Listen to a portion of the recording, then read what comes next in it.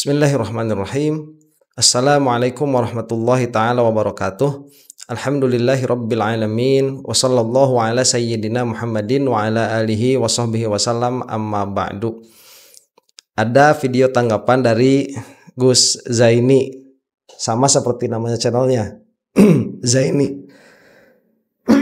Duh, enak suaranya. Nah, itu tanggapan mengenai video saya terhadap Ustadz Adi Hidayat ya, yang mengatakan celaka bisa murtad begitu. Ini thumbnail dari video saya. Sebentar. Thumbnail dari video saya ini nih. Celaka karena tidak mau tunduk pada ulama. Nah, itu tanpa tanda apa-apa ya. Jadi ini adalah katakanlah apa ya, ikhbar. Ya, ikhbar. Yang ini bisa dikenai oleh sidik atau kadzib. Karena ini khobar. Celaka, itu sudah khobar ya. Alasannya karena tidak mau tunduk pada ulama. Nah, kita tahulah yang aswaja itu, itu emang gak tunduk sama ulama begitu. Dia itu punya pikiran sendiri ya. Kalau tidak mau dikatakan punya agama sendiri begitu. Kalau tidak mau dikatakan begitu, ya enggak sih, enggak sampai segitunya. Kemudian di bawahnya dari dari judul yang saya keluarkan itu, Ustadz Adi Hidayat meridhoi kekafiran. Nah, ini ada tanda tanya. Itu istighbar sebetulnya ya, bukan. Jadi itu bukan khobar. Itu tidak bisa dikatakan perkataan saya ini sidik atau kadzib. Kemudian Mang Dayat guru fikihnya siapa? Itu pun juga sama, istighbar. Siapa yang dimaksud Mang Dayat? Ya, itu ya. Karena buat saya yang bersangkutan ini nggak layak jadi ulama begitu, nggak layak. Dengan glorifikasi yang terjadi begitu. Jadi kalau misalkan untuk alim ya, siapa yang tidak mengatakan itu nggak alim ya alim, karena setiap orang itu pasti memiliki ilmu. Selama dia tahu bahwa matahari itu bulat ya dia berilmu begitu. Cuman posisi yang dapatkan sekarang nggak layak sama sekali itu disebut ulama dengan posisi yang masyhurnya seperti sekarang. Nah, tanggapan dari Gus Zaini ini menarik ya, karena apa? Beliau itu salah satu orang yang sudah lama juga saya mengikuti beliau, dan pola pikirnya itu hati-hati. Beliau itu lebih hati-hati daripada saya ya di dalam melihat sesuatu itu lebih hati-hati di dalam kehati-hatiannya. Kemudian di dalam fikih itu a'lam daripada saya. Beliau tuh lebih mengetahui daripada saya dalam hal fikih, dalam hal ilmu alat begitu ya, teori-teori membaca nahwu atau sorof itu beliau lebih tahu. Kemudian balaghah juga beliau lebih tahu. Jadi kalau Gus Zaini ya itu mah lebih alim daripada saya begitu. Kalau dalam hal akidah, dalam hal tauhid, saya mungkin bisa mengaku saya lebih alim daripada Gus Zaini dalam akidah, dalam pengertian ilmu kalamnya begitu ya, bukan dalam pengertian makom akidah saya lebih tinggi, enggak. Kalau itu lain lagi urusannya, ceritanya.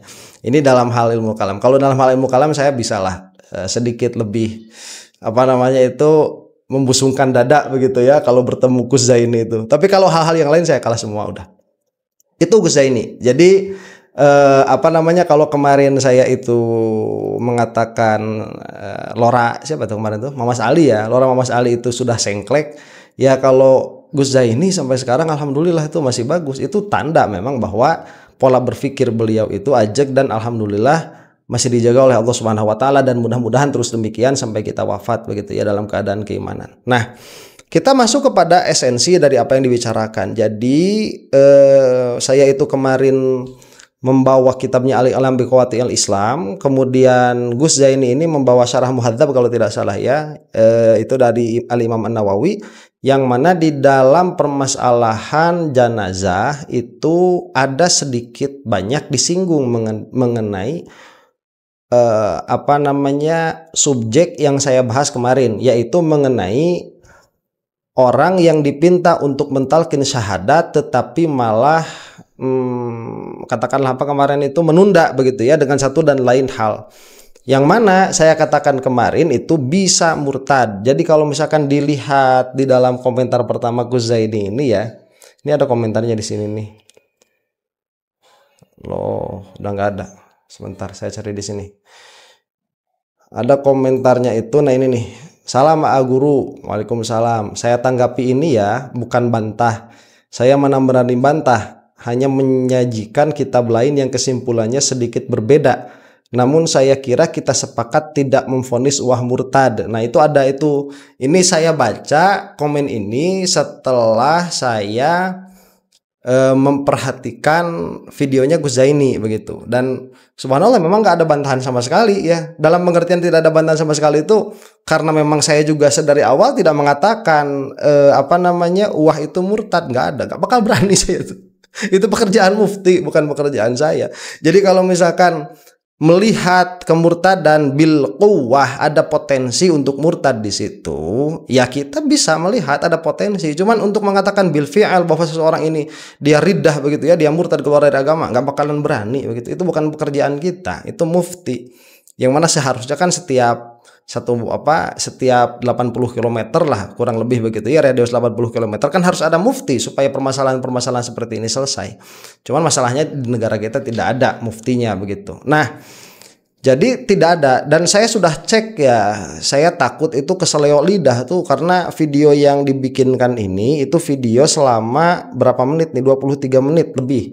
Saya takut keseleo lidah dan akhirnya saya lihat lagi di transkrip, kemudian saya saya cari berapa kali saya mengucapkan lafadz murtad dan berapa kali saya mengatakan lafadz kafir. Ternyata lafadz murtad di dalam video itu ada 5 kali dan lafadz kafir itu ada 50 kali, tapi 50 itu dia bukan hanya di dalam video, termasuk di dalamnya pada komentar. Ya mungkin ada 40 kalian lah saya mengatakan kafir di situ.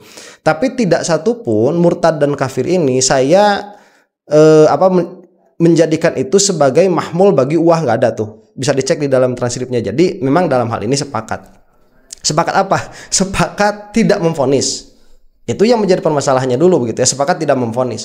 Kenapa dikatakan sepakat tidak memvonis? Ya karena kita itu siapa? Saya itu siapa loh begitu. Memvonis orang murtad nggak bisa. Cuman kita itu bisa memberitahukan kepada orang tertentu bahwa ini ada kemungkinan potensi murtad di situ. Karena murtad itu kan bukan di sisi manusia. Itu kan indah Allah, di sisi Allah Subhanahu wa taala, kan bukan di sisi kita begitu. Jadi sebagai mutakalimin begini, ada pembahasan yang agak rumit ya di dalam ilmu kalam itu, dalam kaitannya ini bukan rumit di dalam dilema berpikir, tetapi rumit di dalam dilema perasaan begitu. Di dalam dilema perasaan agak rumit. Itu adalah permasalahan bagaimana imannya muqallid. Nah, ini di dalam Ummul Barohin dan hasyiahnya ada Suqi, ini panjang sekali. Kita membaca itu berapa pertemuan itu ya. Masih belum selesai sampai sekarang. Itu membaca Imanul Muqallid. Itu bagaimana status hukumnya, dan ini panjang sekali permasalahannya. Nah, sehingga kalau misalkan kita lihat kesimpulannya di dalam Jawharatul Tauhid itu kan la yakhlu antar didi kan. Jadi imannya Muqallid ini dia senantiasa tidak pernah kosong dari keraguan. Nah, ini keraguan siapa sebetulnya? Bukan keraguan Muqallid ya, karena Muqallid itu tidak boleh ragu. Kalau misalkan Muqallid ini ragu berarti tidak ada iman sama sekali, sudah selesai pembahasannya di situ. Ini bukan kosong dari keraguan Muqallid, tetapi tidak pernah kosong dari keraguannya ulama. Jadi para ulama ini senantiasa mengatakan, ini gimana sih Muqallid ini? Bingung juga mereka itu pada akhirnya, karena perkataan satu alim dengan alim yang lain itu drastis perbedaannya. Kalau Al-Imam Juwaini itu kan mengatakan al-muqallid itu tidak sah mutlaqan. Itu Al-Imam Al-Juwaini. Imam Sanusi muqallid mengatakan muqallid ini dalam satu kesempatan beliau mengatakan tidak sah, dalam kesempatan yang lain mengatakan sah. Kemudian Imam Ghazali mengatakan sah. Cuman permasalahannya di sini ya, sebagai mutakalim, saya mengklaim diri seperti itulah. Kalau nggak percaya silahkan tanya permasalahan ilmu kalam kepada saya. Saya sebagai mutakalim melihat seperti ini. Keimanan itu masalahnya bukan di sisi manusia sebetulnya. Karena di sisi manusia itu kan untuk memberjalankan hukum-hukum keislaman di sisi manusia. Itu sudah tahulah di dalam fikih pun demikian. Yang menjadi fokus para mutakalimin itu adalah di sisi Allah Subhanahu wa taala. Nah, sehingga sebetulnya ya, tatkala seorang muqallid, katakanlah Zaid lah begitu ya, ini imannya taklid nih, dia tidak mengetahui dalil jumali, dia tidak bisa mengembalikan itu kepada dalil. Kalau misalkan ditanya apakah Allah itu ada, tahu dari mana? Tahu dari adanya alam. Loh, apa urusannya adanya alam sama adanya Allah? Nggak bisa jawab dia. Nah, berarti taklid itu cuman taklid kepada dalil. Itu belum ma'rifah tuh orang tuh. Meskipun dengan dalil jumali itu belum ma'rifah. Nah, orang seperti ini nanti di yaumil qiyamah bagaimana? Para ulama itu berbeda pendapat. Cuman yang jelas posisinya kan ada satu tuh, imma sah atau tidak, itu yang jelas. Dan yang nampak bagi para ulama dalam keadaan orang ini sah atau tidaknya di sisi Allah, kabur, nggak jelas begitu. Makanya kita sebut perkara-perkara yang seperti ini sebagai perkara-perkara yang zonni. Nah, termasuk diantaranya apa yang dilaksanakan oleh Uwah di sini, begitu ya, di dalam video ini. Dan Habib Rizik juga sudah saya bahas sebetulnya kemarin. Sama saja kan dengan Uwah ini. Cuman fokus saya ke Uwahnya saja karena yang memang yang dikomentari yang Uwah ini. Jadi Uwah ini yang jelas faktanya ada orang meminta talqin kepada yang bersangkutan ini untuk dibacakan 2 kalimat syahadah, tetapi Uwah dengan sangat teledor menangguhkan hal itu. Ya, menangguhkannya lama juga loh, itu bisa beberapa menit. Atau mungkin kalau sedari awal sudah ada yang ngomong, ada yang mau syahadat, oh ya kita nanti saja setelah selesai. Saya nggak tahu begitu, karena dia mengatakan saya baru tahu siang ini. Berarti udah lama dong begitu. Jadi emailnya menundanya itu bukan hanya saat ini, tetapi sudah dari tadi. Kalau dari zahir perkataannya Wah, tolong dikoreksi lagi dan lihat lagi videonya ya. Itu kemungkinannya. Cuman yang pasti Uwah ini menunda itu yang pasti, dan itu terjadi, dan itu fakta, tidak bisa ditolak. Nah, setelah itu baru kita hukum ini. Ini sebetulnya Uwah ini bagaimana? Ini kan masalahnya bukan pada yang membaca 2 kalimat syahadahnya ya.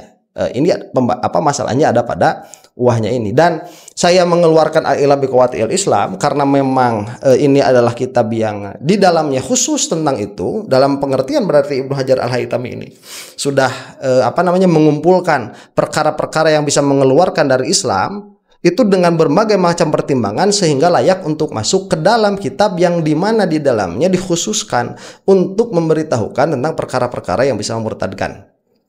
Itu posisi kitabnya siapa? Ibnu Hajar Al-Haytami ya. Nah, kemudian Gus Zaini itu membawa kitab Majmu' Syarah Muhadzab, perkataannya Imam Nawawi, dan ini sangat menarik ya yang ada di dalamnya itu, karena pembahasannya itu dia lebih detail. Jadi dialektika berpikir para ulamanya itu lebih detail yang ada di dalam kitab yang Gus Zaini bacakan itu. Jadi kan nanti ada perkataan antara siapa ya, Imam Ghazali ini kan kasusnya jelas begitu ya, menunda untuk mandi dulu begitu. Jadi ada orang yang mau membaca syahadat kemudian apakah seseorang ini boleh disuruh mandi dulu begitu. Udah kamu mandi dulu baru nanti baca syahadat. Nah, ini kan kalau Imam Ghazali mengatakan itu gak apa-apa tuh, itu Imam Ghazali. Kemudian ini dikomentari oleh Imam Nawawi bahwa itu adalah kesalahan yang nyata dari Imam Ghazali. Kenapa? Karena mandinya juga nanti tidak sah. Kemudian kafir ini adalah dosa yang paling tinggi, masa dibiarkan dan lain sebagainya. Itu silahkan dilihat sendiri dan videonya. Kemudian ada satu alim, saya lupa lagi namanya siapa. Itu silahkan dilihat lagi nanti di videonya. Itu mengatakan bahwa itu sudah murtad begitu. Dan perkataan sudah murtad ini dikritisi oleh siapa? Oleh Imam Nawawi, bahwa itu terlalu keras begitu perkataannya. Cuman ada kesepakatan berarti di sini. Apa kesepakatannya? Kesepakatannya itu adalah dosa yang sangat besar. Itu kesepakatannya. Nah, jadi kita lihat benang merahnya di sini ya. Jadi kalau misalkan tadi kan nggak ada masalah berarti antara antara apa yang dikatakan oleh Gus Zaini dengan saya itu sebetulnya nggak ada masalah. Karena kenapa? Karena saya tidak memurtadkan siapapun begitu kan. Gus Zaini juga tidak memurtadkan siapapun. Sebenarnya kan nggak ada masalah. Ini masalahnya di dalam memahami kelakuan Uwas ini. Uwas ya, Ustaz Abdul Somad. Kelakuan Uwah ini kan permasalahannya di situ, di dalam memahami kelakuan Uwah atau misalkan Habib Rizik dalam hal ini. Ini bagaimana kita itu menyikapinya? Kan begini sebetulnya ya. Orang-orang yang alim, katakanlah, atau dialimkan, disebut alim oleh orang lain. Kemudian dia itu berada di dalam ketenaran, kemudian perkataannya dicontoh, perbuatannya dicontoh, itu kan bisa bisa menunjukkan kepada kita menjadi pintu masuk terhadap ilmu begitu.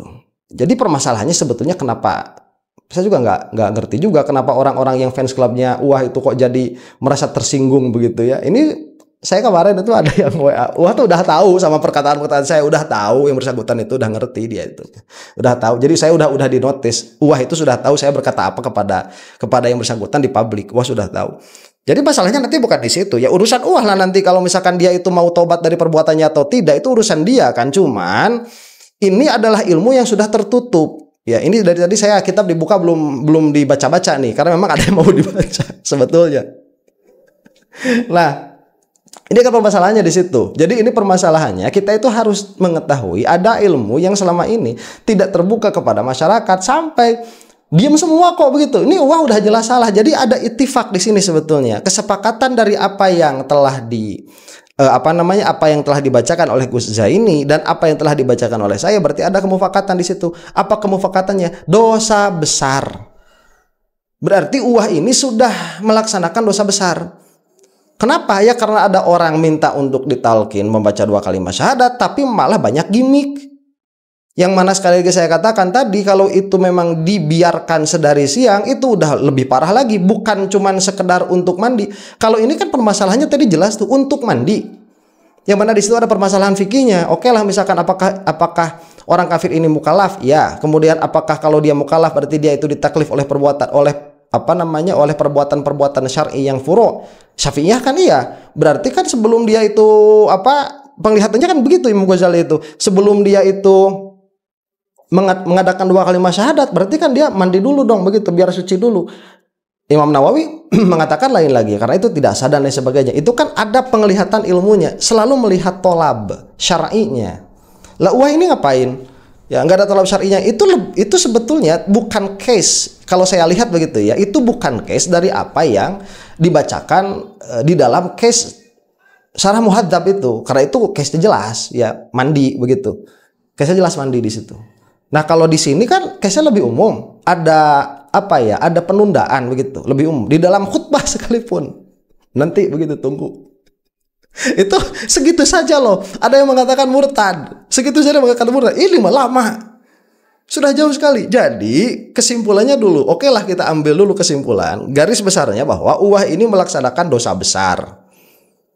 Cuman yang bersangkutan nggak ngerti karena bodoh akan hal ini begitu. Yang bersangkutan nggak ngerti karena bodoh akan hal ini. Jadi itu dosa yang tidak sadar dilakukan bahwa itu dosa pada akhirnya begitu. Cuman apakah dosanya ini sampai kepada had riddah atau tidak? Nah, ini kan permasalahan lain tuh. Nah, berarti permasalahannya itu khilafnya di sini. Dan khilaf ulama sejauh yang saya paham dari runtutan memahami ilmu kalam sampai kepada usul fikih sampai kepada fikih, yang namanya khilaf itu bukan khilaf di sisi Allah. Di sisi Allahnya mah nggak ada khilaf. Khilafnya itu khilaf ulama. Dalam pengertian setiap ulama ini mereka senantiasa berusaha untuk melihat bagaimana hukum ini di sisi Allah. Jadi karena kan memahami fikih itu dia cabang dari memahami usulnya. Memahami usul fikih itu cabang dari memahami sifatul kalam. Karena sifatul kalam ini adalah khitabullah alladzi yata'allaqu bi af'alil mukallafin. Itu bukan sifatul kalamnya, itu itu khitabullahnya. Kalau sifatul kalamnya ya sifat yang ada pada zat Allah, yang mana sifat itu adalah qadim, yang mana sifat itu adalah baqa, yang ta'aluk dengan semua perkara yang mana ilmu ta'aluk dengannya. Cuman ta'aluknya itu bukan ta'aluk inkisyaf tetapi ta'aluk dalalah begitu. Jadi inkisyafnya bukan inkisyaf seperti inkisyaf ilmu, tetapi inkisyafnya adalah inkisyaf dalalah. Nah, itu kan sifatul kalamnya. Nanti dari kalam itu bi'tibarina sebagai makhluk sebagai mukallaf, berarti kan di situ ada nanti hukum syar'i. Hukum syar'i itu khitabullah yang ta'aluk dengan perbuatan mukallaf. Nah, dalam hal ini orang yang memahami agama dari usulnya merunut ke atas itu akan melihat bagaimana orang ini di sisi Allah begitu. Lah cuman kadang-kadang dalil yang menunjukkan kepada hal ini kadang-kadang qat'i, kadang-kadang zonni. Dikumpulkanlah banyak khilaf itu memang sedari awal dia perkaranya zonni. Nah, berarti kan begini. Dari apa yang sudah kita baca saja dulu begitu ya, yang oleh Gus Zaini paparkan, lalu yang saya paparkan, berarti ini jelas dosa besar. Apakah dosa besar ini sampai kepada riddah atau tidak? Ada alim yang mengatakan itu sampai kepada riddah, begitu. Jangan dilihat wahnya dulu nih dari perbuatan ini, menunda mentalkin syahadat. Ada yang mengatakan seperti itu dan ini perbuatan ulama. Ini adalah perkataan ulama. Dan yang mengatakan tidak pun ada. Berarti kan ini khilaf bainal ulama. Tatkala ini ada khilaf bainal ulama, ada kemungkinan, bukan kemungkinan, kepastiannya di sisi Allah itu satu yang benar. Kalau kita mazhabnya Mukhotti'ah itu satu yang benar. Jadi di sisi Allahnya imam murtad, imam tidak, begitu. Itu kalau di sisi Allahnya. Cuman yang A melihatnya ia murtad, yang B tidak melihat itu sebagai kemurtadan. Di sisi Allah, ya satu yang benar itu.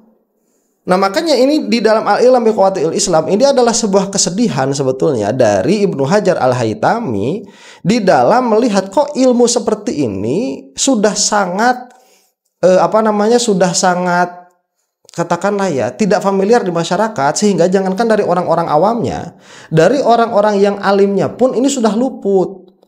Karena di sini Ibnu Hajar Al-Haytami ini ada permasalahannya. Saya tidak membacakanlah biar nggak lama. Jadi salah satu penyebab kitab ini ditaklif itu Al-Imam Ibnu Hajar Al-Haytami, beliau itu pernah diminta fatwa mengenai pernikahan begitu ya. Nah, fatwa di dalam pernikahan itu sekiranya lah di dalam kasusnya itu pernikahan yang diberikan mahar tidak kepada walinya, tidak kepada wali pengantinnya begitu. Jadi ada laki-laki perempuan nikah, kemudian mengambil saksi si laki-laki ini untuk membayarkan mahar kepada istrinya. Nah, apakah tanpa melalui walinya atau tanpa melalui wasinya begitu ya, yang mengurus perempuan ini, apakah itu sah atau tidak persaksiannya? Kemudian karena ini kan akan ada timbul permasalahan besar nih antara si wali perempuan atau orang yang mengurusi perempuan ini dengan si pengantin laki-laki, akan ada permasalahan besar karena mungkin bakal ada rasa dilangkahi nih si wali ini, lah kok bayar ishad bayar mahar, kok nggak menghubungi dulu saya begitu, kok tidak menghubungi dulu wali. Wah, ini akan terjadi permasalahan besar. Kemudian akan mungkin terjadi keluar perkataan dari si wasi atau dari si wali ini kepada pengantin laki-laki, kamu itu dasar kilab begitu ya, dasar anjing begitu, kamu itu dasar hadimuddin, orang yang menghancurkan agama.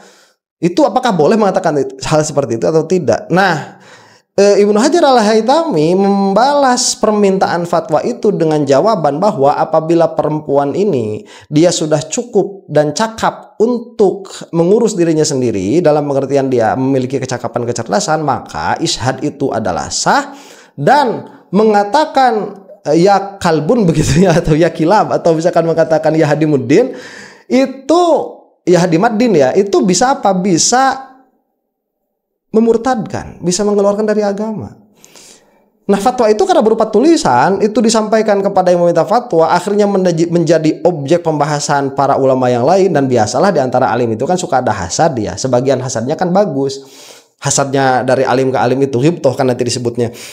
Ini menjadi bahan permasalahan. Setelah menjadi bahan permasalahan, dilihat permasalahan ini oleh Ibnu Hajar, lah kok begini begitu membahasnya. Yang disedihkan apa? Permasalahan murtad ini jadi malah Ibnu Hajar yang dimurtadkan. Wah, sohibu hadal qaul kafirun begitu ya. Orang yang memiliki perkataan ini kafir karena telah mengkafirkan orang mukmin dan lain sebagainya. Ibnu Hajar mengatakan, wah, saya sebetulnya tidak harus menanggapi hal ini sebetulnya, karena dilihat keilmuannya cuma segitu, ya ngapain juga saya tanggapi. Cuman ini mungkin ada rasa sayang kepada kita sebagai umatnya Nabi Muhammad SAW agar tidak terjerumus ke dalam kemurtadan itu. Karena ini masalahnya, siapapun yang mengatakan kalau ada ihtimalnya, berarti di sisi Allah mungkin seperti itu. Nah, akhirnya dibuatkanlah Al-I'lam bi Qawaidil Islam. Memang dari apa yang Gus Zaini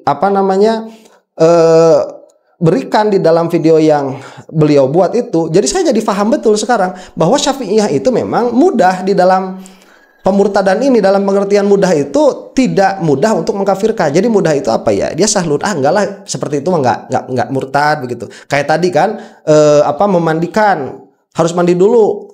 Enggak lah, itu mah enggak murtad begitu. Itu Syafi'iyah memang seperti itu. Tapi kan belum tentu juga benar di sisi Allah. Yang agak ribet dalam masalah mengkafirkan itu Hanafi. Makanya banyak sekali Ibnu Hajar Al-Haytami itu menukil qaulnya Hanafiyah, karena ini khotirun jiddan, karena permasalahannya nanti Syafi'i pun belum tentu benar, karena ini masalahnya masalah yang zonni begitu. Nah, jadi ya supaya paham dulu apa yang saya katakan di dalam video-video saya, akan banyak nanti hal seperti ini. Ini bisa murtad akan banyak sekali ya, karena memang ekspertis saya di situ dan memang ihtimam saya di situ ya. Saya itu mementingkan ini, jangan sampai kita itu di dunia memiliki keyakinan bahwa kita itu beriman, tapi tatkala di akhirat ternyata zong begitu, nggak ada. Karena kenapa? Karena pernah mentalkin orang syahadat, nggak langsung ditalkin begitu, malah ditanya-tanya dulu kesini naik apa. Ada yang menarik nggak? Kalau nggak, ada yang mendorong nggak? Begitu. Dan kalaupun begitu, saya katakan sekali lagi, kita sepakat, siapa juga yang mau mengatakan wah murtad itu, nggak ada. Cuman kan ada ihtimal di sisi Allah Subhanahu Wa Taala dari penglihatannya para ulama begitu. Dan kalaupun misalkan sampai demikian ya, kan beliau juga sholat lagi besoknya, kemudian dan lain sebagainya lah ya, itu dilaksanakan lagi. Ya mungkin kalau misalkan ada hadis pagi-pagi mukmin, sore kafir mukmin, pagi mukmin, ya mungkin orang-orang yang bodoh terhadap ilmu aqaid dan perkara-perkara yang bisa melazimkan kepada kekafiran, mungkin seperti itu begitu. Nah, ini nanti mungkin insya Allah ya, seharusnya saya membacakan kitabnya, cuman ini ya setengah jam lah ya, dan nggak ada masalah sama sekali sama Gus Zaini. Saya senang sekali ya begitu. Kalau misalkan ditanggapi lagi Gus. Santai begitu ya. Kalau saya mah kalau ditegur sama orang alim suka, seneng aja begitu. Alhamdulillah, seneng aja. Kalau misalkan ditegur sama orang-orang yang sedari awal gak bawa ilmu ya, ya lucu aja begitu. Kalau Gus Zaini sekali lagi tadi sudah katakan di belakang, beliau itu secara umum ya lebih alim daripada saya. Demikian, wallahu taala alam bisawab. Mudah-mudahan kita wafat dalam keadaan husnul khatimah. Assalamualaikum warahmatullahi taala wabarakatuh.